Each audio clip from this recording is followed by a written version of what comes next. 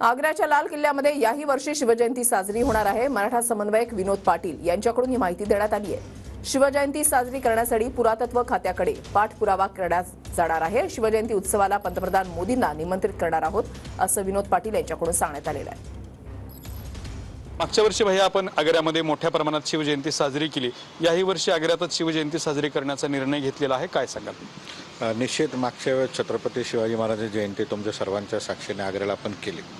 छत्रपती शिवाजी महाराज 18 पगड जातीचे आहेत आणि भारताचे नॅशनल हिरो आहेत। या पार्श्वभूमीवर ही जयंती पुन्हा एकदा आग्र्यामध्ये साजरी व्हावी अशी सर्व शिवभक्तांची माझी इच्छा होती। यावेळेस देखील जय्यत तयारी मोठ्या प्रमाणात सुरू आहे। आपल्याला लक्षात असेल, मागच्या वेळेस परवानगी नाकारण्यात आली होती, मग शेवटी हायकोर्टात जाऊन राज्य सरकारला सहयोगी सोबत घेऊन त्या ठिकाणी जयंती साजरी झाली।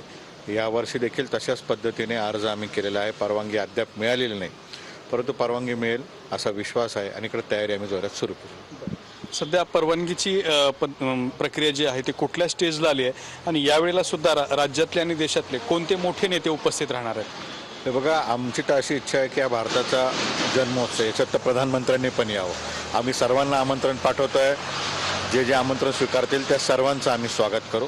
परवानगीचा टप्पा आता आग्र्यापासून फाईल ही दिल्लीला गेलेली आहे आणि दिल्ली आर्कोलॉजीला आमचे सर्व सदस्य फॉलोअप घेत आहेत। येत्या 2 दिवसामध्ये परवानगीबाबत सोमवारपर्यंत खुलासा होईल। कॅमेरामॅन हर्षल सोबत दत्ता कानवटे, TV9 मराठी, छत्रपती संभाजीनगर।